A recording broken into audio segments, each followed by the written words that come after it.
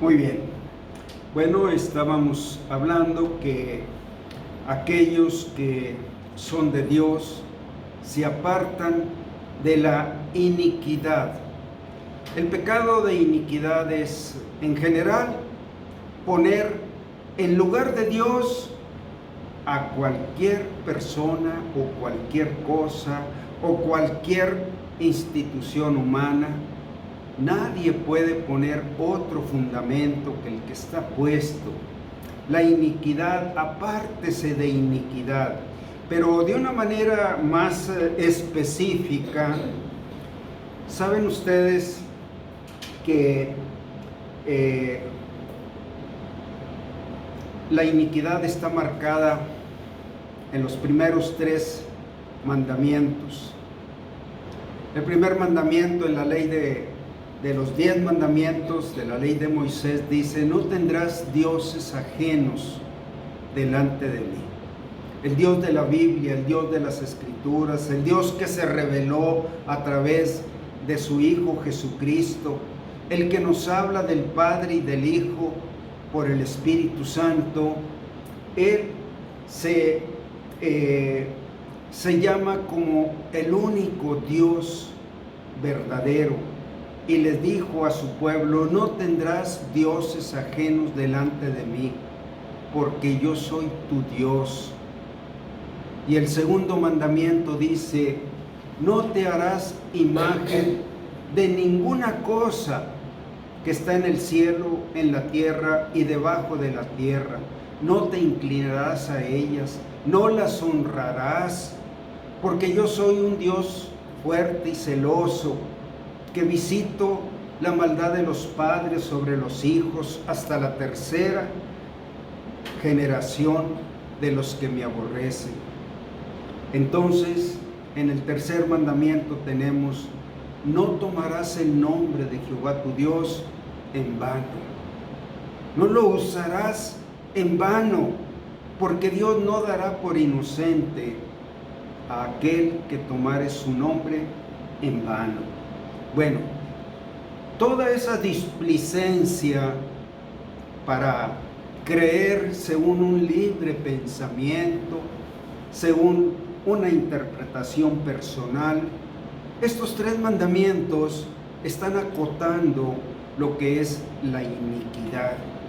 Dios es un Dios celoso, es un Dios que no comparte ni puede compartir su gloria, porque Él hizo el cielo, la tierra, el mundo, su plenitud, todo lo que en Él habita.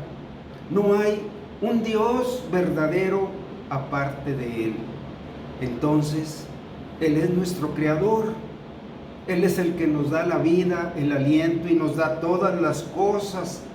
Entonces, pues Él tiene el derecho para entrar en nuestras vidas, pero no lo hace por la fuerza, lo hace conquistándonos, convenciéndonos, cautivándonos, que en Él está la vida, y espera que nosotros le abramos el corazón para glorificarle como el que nos da la vida.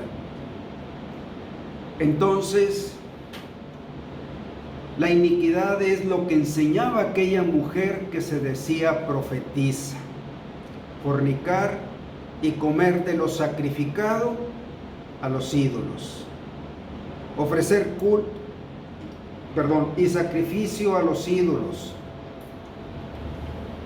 Entonces, el resultado, sin perder de vista pues este legado de tinieblas, de una religión mundana, el resultado fue que la iglesia cristiana perdió su celo santo por la sana doctrina, decayeron en su vida piadosa, dejando de predicar el evangelio de Cristo al mundo para predicar otro evangelio, y se asentó la adoración del hombre por el hombre, la inmoralidad, el paganismo, Este fue el legado de una iglesia contaminada por una falsa adoración hasta convertirse en una iglesia mundana, solo del mundo.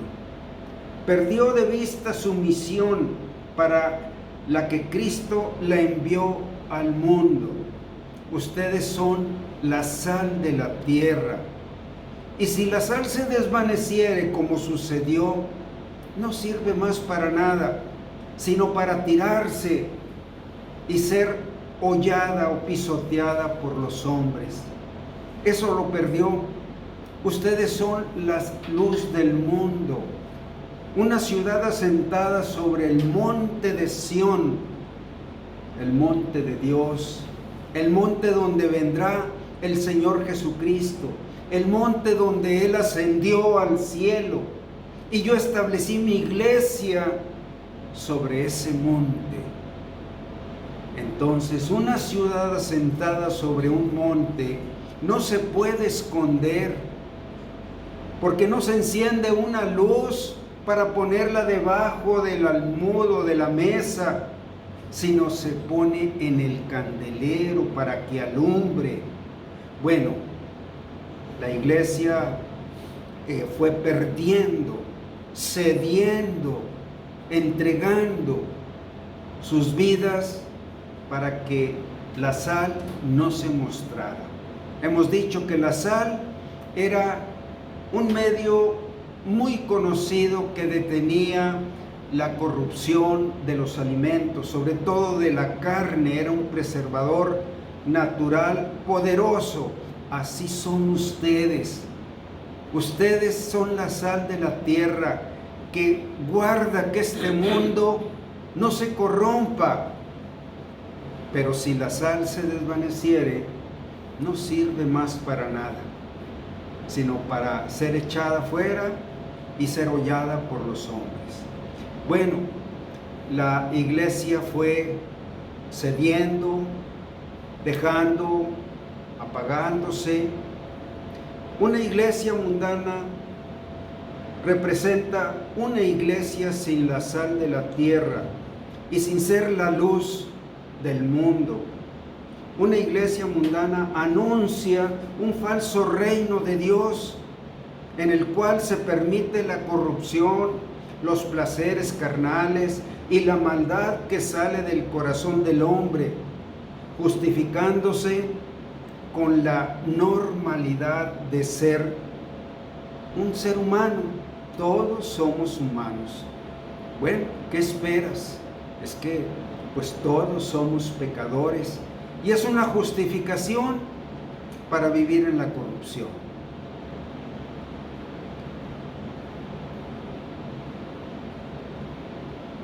Y a través de esto viene un contraste con lo establecido por Cristo, por la necesidad de nacer de nuevo. Dios no puede fundar o fincar su iglesia sobre un hombre humano, sobre las fuerzas de una organización humana. Es imposible. La iglesia se edifica sobre la roca, y la roca es Cristo. Es la piedra principal del ángulo, la que desecharon los que edifican al pueblo. Entonces, Dios no puede edificar su iglesia sobre un hombre mundano, nacido en pecado, y que su naturaleza es el pecado. ¿Cómo fue posible que Dios entregara un ministerio a los hombres? Él les dijo: si no naces de nuevo, no puedes entrar en el reino de Dios. Si no naces de nuevo, no puedes ver el reino de Dios. Y le preguntó a aquel hombre Nicodemo: pero ¿cómo puede ser esto? Que un hombre viejo entre en el vientre de su madre y vuelva a nacer. Le dijo el Señor: no, si volvieras a nacer, volverías a ser igual. ¿Por qué? Porque lo que es nacido de la carne, carne es, y lo que es nacido del Espíritu, Espíritu es. No te maravilles de que te diga, es necesario nacer de nuevo. Bueno, el nuevo nacimiento es una realidad, es un poder de Dios que efectúa el nacimiento de una criatura espiritual dentro de un hombre pecador. Una criatura espiritual que tiene la misma naturaleza, igual como es Cristo. Ese es el hombre espiritual. Es la nueva criatura nacida según Dios en la justicia y la santidad. Bueno, Dios entregó sus mandamientos, su ministerio de la obra de Dios a hombres nacidos de nuevo. Hombres que aceptaron que Cristo viniera a cumplir esa obra en sus vidas, arrancándolos, rescatándolos de las raíces del pecado y poniendo una semilla nueva, la naturaleza de Dios. Y sobre ellos fue entregando sus mandamientos, sus llamamientos santos, sus dones, sus ministerios. Esa es la manera, de tal manera que el hombre no puede glorificarse en nada a sí mismo. Él sabe que la gloria es de Dios desde que él nació de nuevo.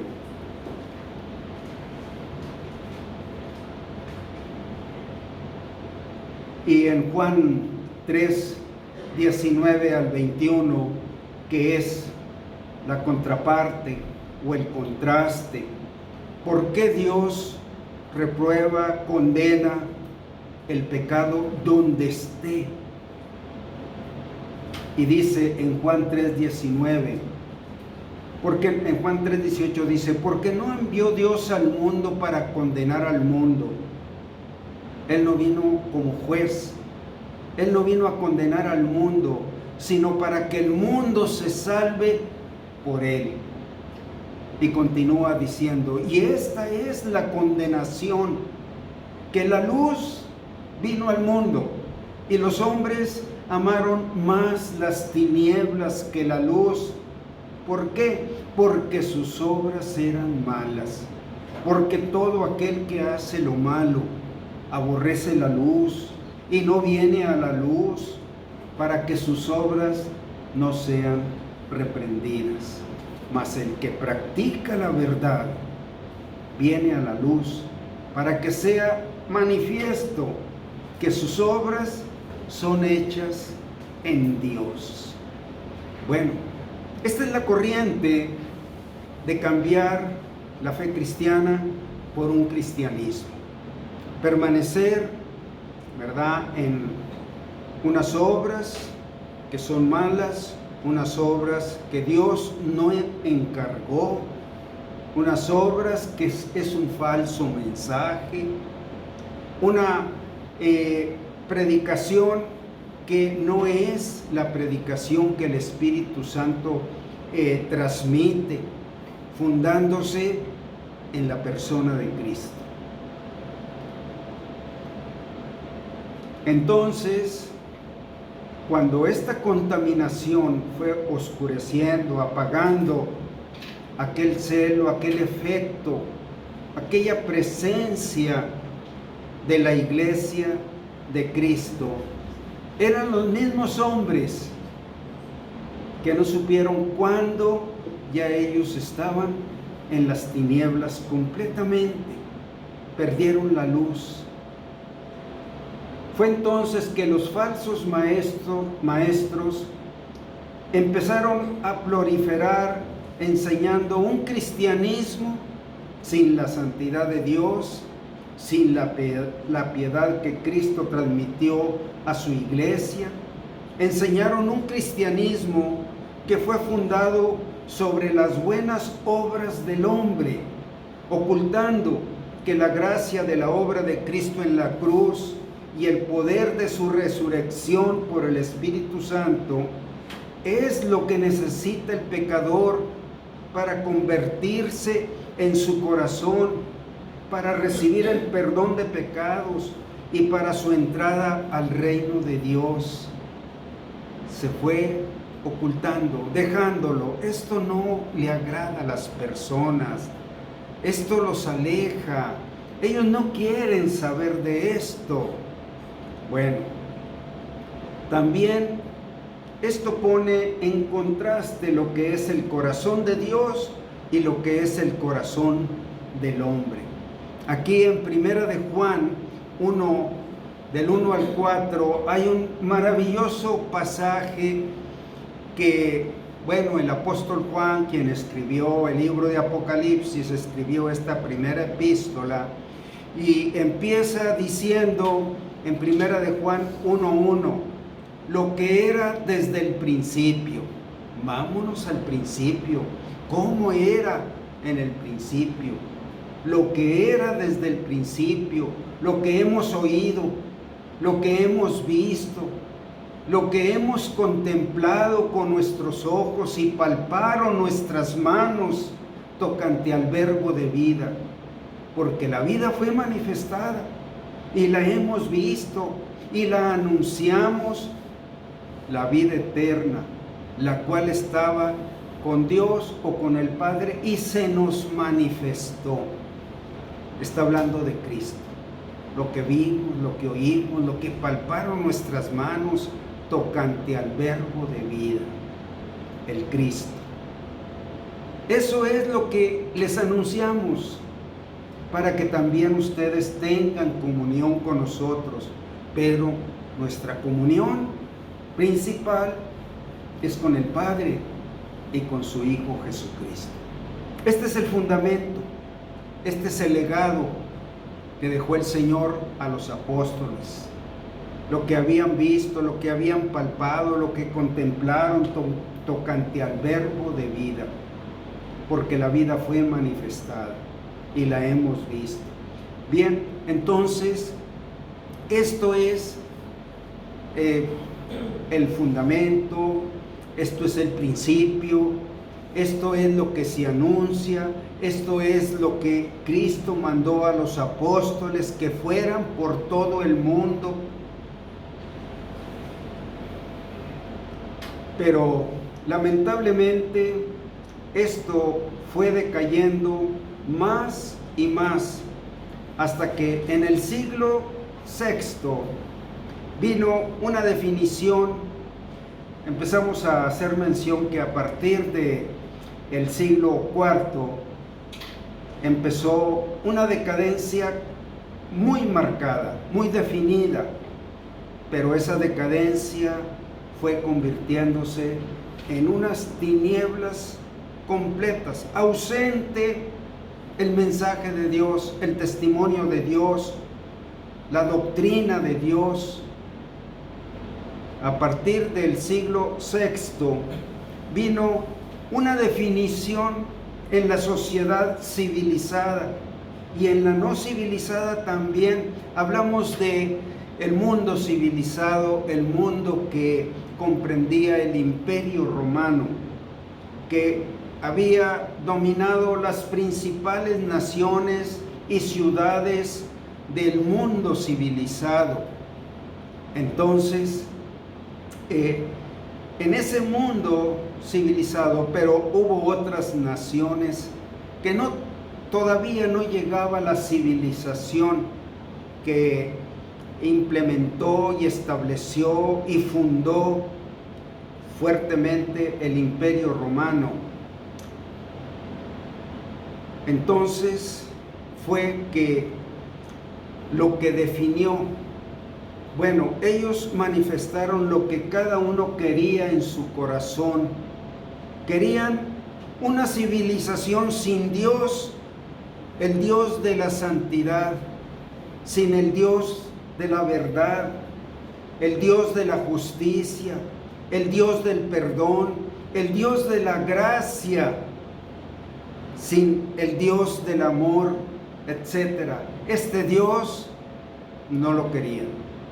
Ellos dijeron, nosotros vamos a hacer lo que ya sabemos que es bueno y nosotros vamos a establecer nuestros propios estándares de bondad, de santidad, de justicia, y se los vamos a ofrecer a Dios. Bueno, ellos no entendían que lo que no es nacido de nuevo no puede entrar en el reino de Dios. Y en Apocalipsis 22:30 dice: porque no entrará en la presencia de Dios ninguna cosa contaminada que hace abominación y mentira, sino solo los que están escritos en el libro de la vida del Cordero. Bueno, en ese sentido, el hombre empezó a ofrecer, como Caín, lo mejor que él creía que era lo que podía agradar a Dios, pero dice que Dios no lo vio con agrado a él, ni a su ofrenda que le traía, y sin embargo vio con agrado a Abel, que le había traído un cordero, porque Abel sabía que Dios lo aceptaría a través del Cordero de Dios que vendría a quitar el pecado del mundo, y Dios lo vio con agrado. Así es la corriente de los que quieren glorificar a Dios solo a través de aceptar lo que Cristo ha hecho. Desde ahí empieza una persona a querer que Dios sea glorificado cuando recibe lo que Cristo ha hecho por él y lo que sigue haciendo después de haber cumplido ese nuevo nacimiento, edificando la vida de Dios, los principios de Dios, la justicia de Dios. Empieza a edificarlo como una vida que se transmite, no en palabra muerta, sino en una vida espiritual, nacida del Espíritu de Dios. Bueno, eso es el grato olor de Cristo entre los que se salvan. Es lo que Dios recibe como el grato olor del incienso. Lo que Cristo ha hecho, solo eso puede glorificarle, porque es la gran obra de Dios. Si nosotros escogemos, como Caín escogió lo que él creía que era lo mejor, y Dios no lo aceptó.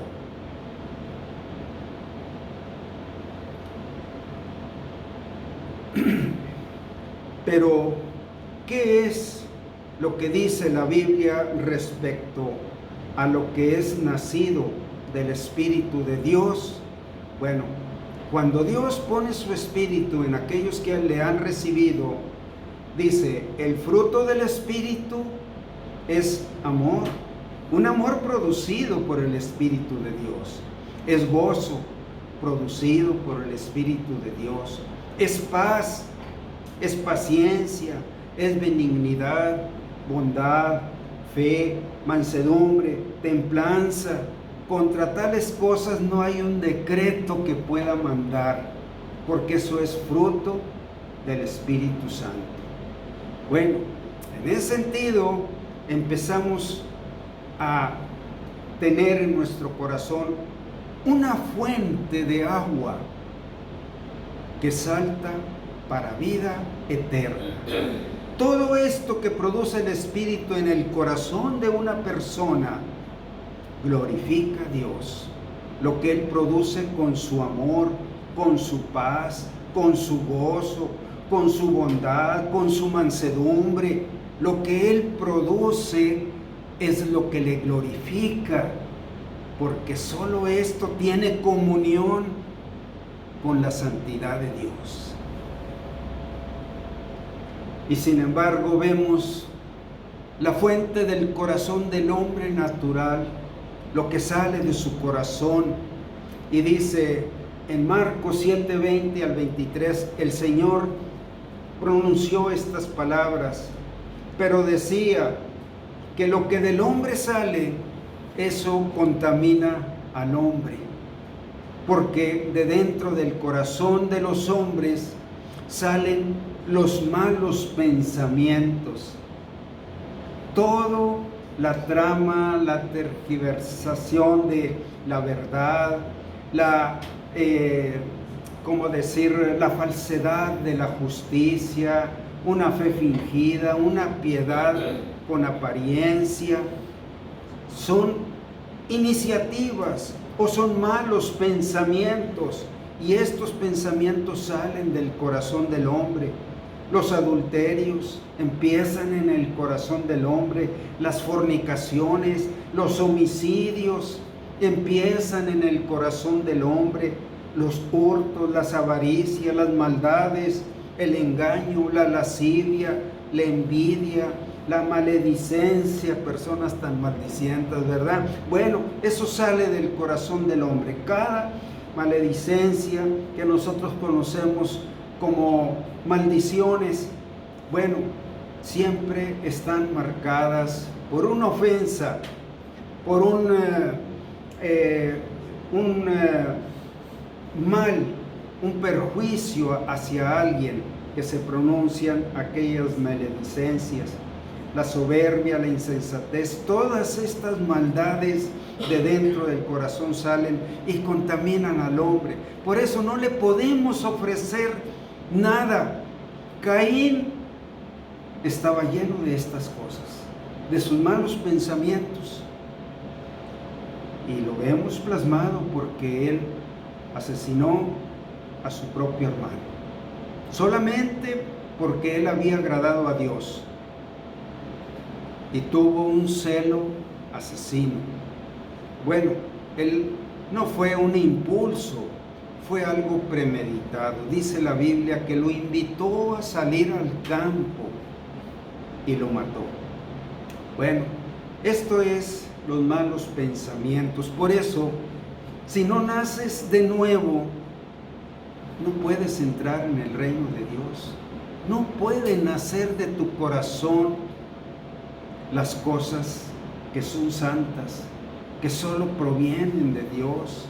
Podemos hablar y testificar y persuadir a los hombres con estas cosas cuando son un testimonio, una experiencia que tenemos y que queremos compartir. Eso es la obra que Dios entrega a los que son suyos.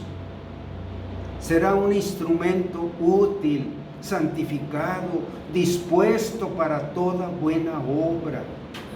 Bueno, estamos viendo el trasfondo, cómo viene una corriente que fue perdiendo el testimonio, cómo se inició en una iglesia que era de Cristo, pero que no tuvo el celo, la entrega, la devoción por guardar el gran depósito que Dios le había entregado.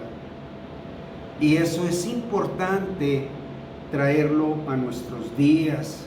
Dios nos está hablando hoy a nosotros que podemos dejar un legado de una vida contaminada, de lo mundano, de una religión que se vive en el mundo, como aquel sector que era intermedio en la iglesia de Tiatira, que eran creyentes, nacidos de Dios, pero que estaban cautivados por la palabrería de aquella mujer que se decía profetisa. Pero no era palabrería, porque ella enseñaba a fornicar.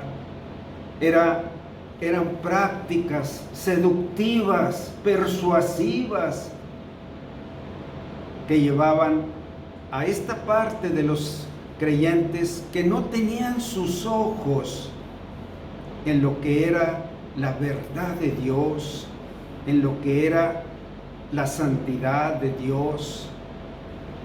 Bien,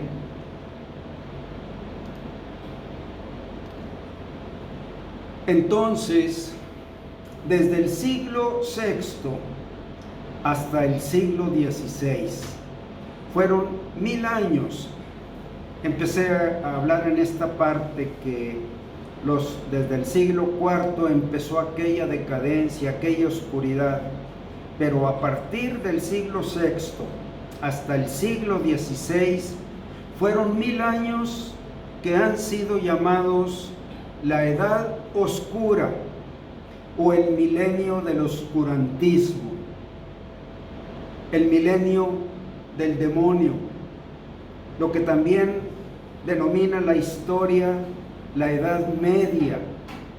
Fue un tiempo en el que la iglesia que legó Dios al mundo por medio de los apóstoles y profetas entregó el ministerio de ser la luz del mundo y la sal de la tierra. Abandonaron el ministerio de la palabra de Dios y la gran comisión legada por Cristo. El Señor había dicho: vayan por todo el mundo y prediquen a toda criatura el Evangelio. Fue la gran comisión. Bueno, todavía en el siglo I estaba esta obra palpable.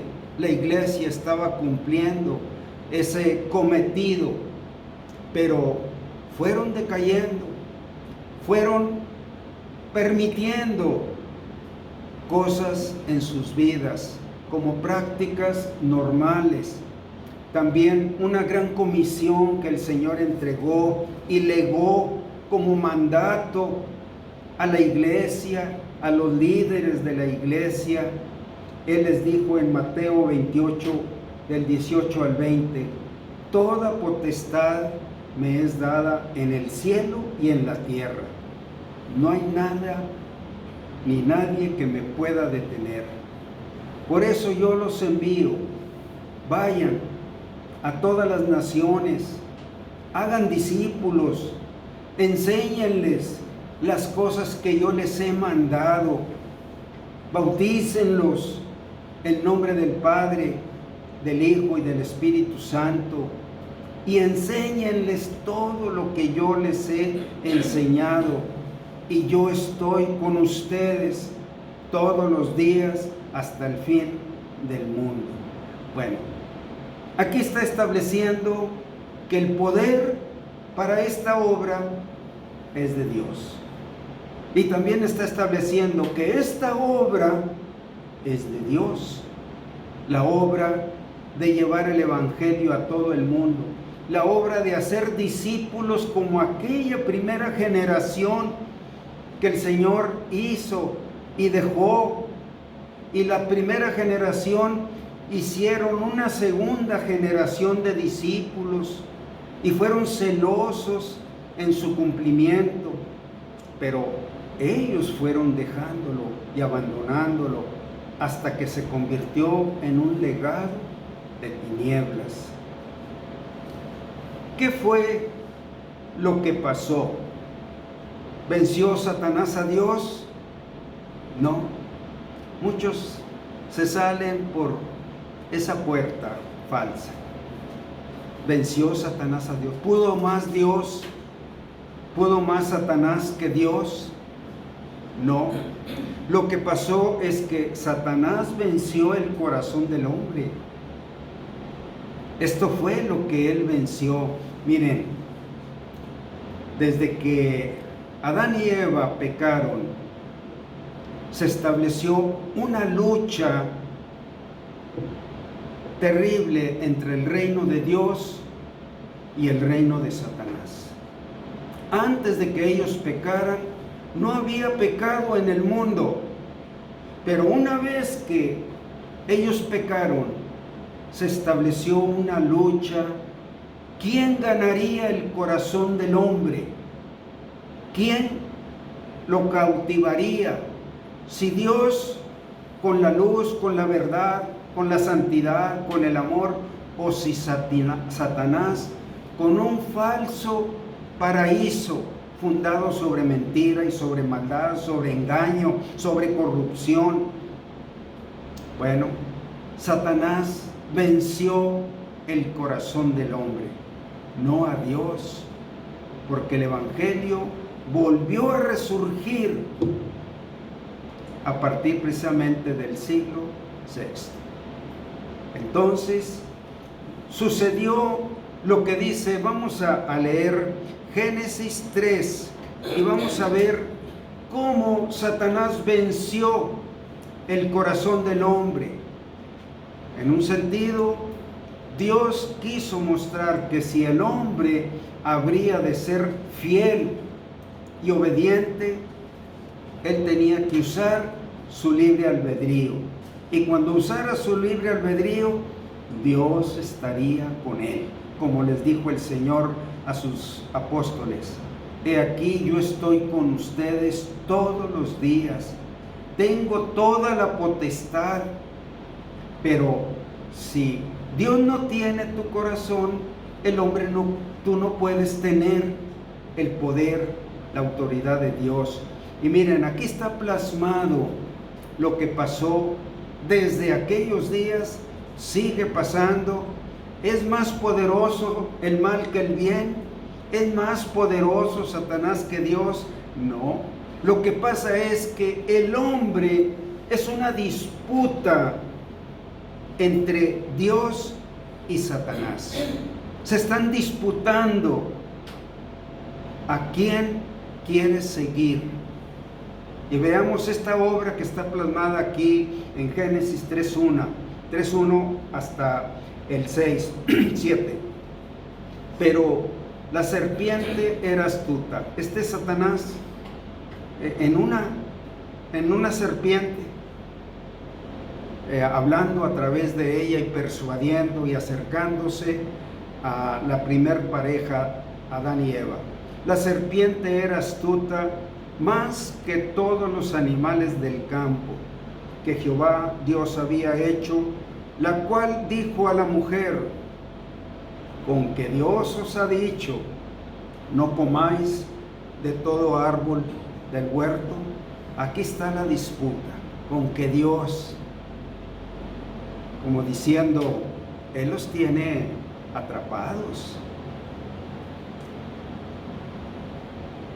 Y la mujer respondió a la serpiente: del fruto de los árboles del huerto podemos comer, pero del fruto del árbol que está en medio del huerto, dijo Dios, no comeréis de él, ni le tocaréis, para que no muráis. Conocían la voluntad de Dios. Hasta ahí no se había iniciado el mal, pero en un instante sucedió el mal en el corazón del hombre. Entonces la serpiente dijo a la mujer: no moriréis. ¿No es verdad? No es verdad. Entonces, sino que sabe Dios que el día que comáis de él, serán abiertos vuestros ojos y seréis como él. Serás como Dios y ya no lo necesitarás para nada. Tú serás igual a él. No necesitarás estar sujeta, ni obediente, ni guardar nada. Serás como Dios, sabiendo el bien y el mal. Y vio la mujer que el árbol era bueno según sus ojos para comer, y que era agradable a los ojos, y el árbol codiciable para alcanzar la sabiduría, y tomó de su fruto y comió, y dio también a su marido, el cual comió así como ella. ¿Fue más fuerte Satanás que Dios? No, fue más fuerte que el corazón del hombre. Ese libre albedrío que tanto defiende cada persona es vencido. Es vencido así por mentiras que parecen verdad, por un falso paraíso lleno de sabiduría, de conocimiento. No habrá nada oculto en el universo. Él está transportando la mente y el corazón, la codicia. Bueno, vamos a dejar esto aquí por hoy. Estoy tratando de establecer a la luz de la Biblia lo que es el fundamento de la fe cristiana y lo que es el fundamento de un cristianismo. Y bueno, vamos a seguir con este tema. Dios los bendiga.